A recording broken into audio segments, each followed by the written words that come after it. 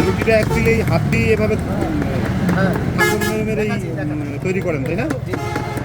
তারপর হচ্ছে চুলা এখানে দুইটা কেন? চোরা বিল লাগলে দুটা দিন। প্রথমে এই বড় চুলাটায় দিতে হয়, হ্যাঁ, তারপরে- বেশি হিট দিতে হয়, পরবর্তীতে ওই নিভা চুলাটায় দিতে হয়। এটা জোর বেশি, এটা আচ্ছা। কম জোর, তাহলে ওটা আচ্ছা। পড়তে হবে। আচ্ছা, এখন রুটি হয়ে গেছে, এটা হচ্ছে এটার মধ্যে দিয়ে দিচ্ছেন না? জি স্যার। এটা চতুর্থ সাইডে পানি দিয়ে দিচ্ছেন যাতে পুড়ে না যায়। পুড়িয়ে যান। এটা আপনাদের এই অঞ্চলের হচ্ছে ঐতিহ্যবাহী খাবার, তাই না?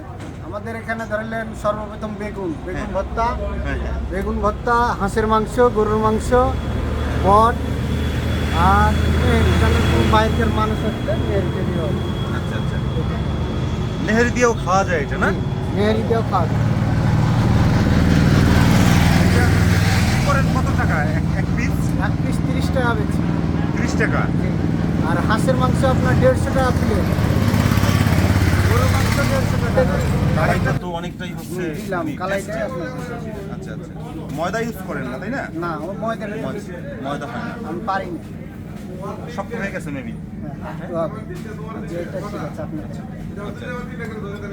ভেজাল নাই, আপনার খালি আমি নিজে জানি। অনেক সুন্দর guys। এই আপনারা দেখছেন তো, এই রাজশাহী এবং চাঁপাইনবাবগঞ্জের ঐতিহ্যবাহী একটা খাবার, কালাই রুটি আর হচ্ছে বেগুন ভর্তা, পোড়া বেগুন ভর্তা। আর হাঁসের মাংস।